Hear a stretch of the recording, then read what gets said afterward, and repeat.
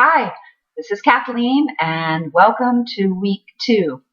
This week we are going to actually start researching, and the place we start researching is at the very beginning, which is topic selection.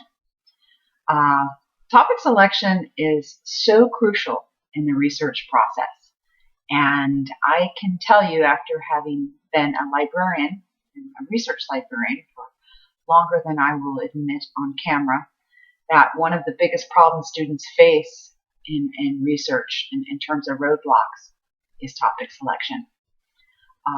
There's a lot of pressure often accompanying the research process. If you think back to how you felt when you read that there was going to be a 10-page paper due in this class, I think a very common tendency is just to flat out panic. And a knee-jerk reaction that's very common is, what am I going to possibly have to say about anything on earth for 10 pages? And so what students do sometimes, tragically, is they pick a topic that they think is going to be easy to research.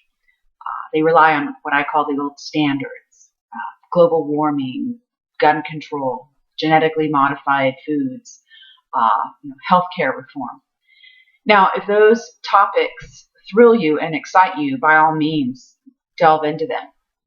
But too often students pick those topics not because they are excited by them, but because they think they're going to be easy to research in terms of the amount of information available. And I'm here to tell you that never works. Research is a lot like life.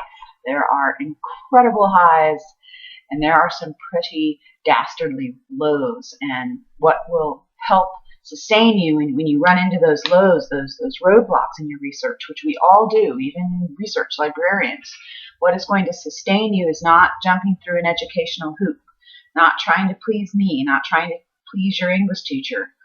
What is going to sustain you is having a genuine passion, having a mental itch that you are compelled to scratch, having a topic that is connected to you personally, spiritually, intellectually, so that the research process becomes not just this outside task that you're completing for your education, but really a personal journey.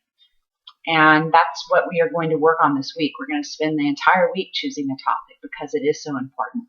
And topic selection begins with brainstorming. And I am the worst brainstormer on the planet. And as soon as you tell me to think of a color, my mind goes completely blank, much less telling me to think of some topics that are personally meaningful to me.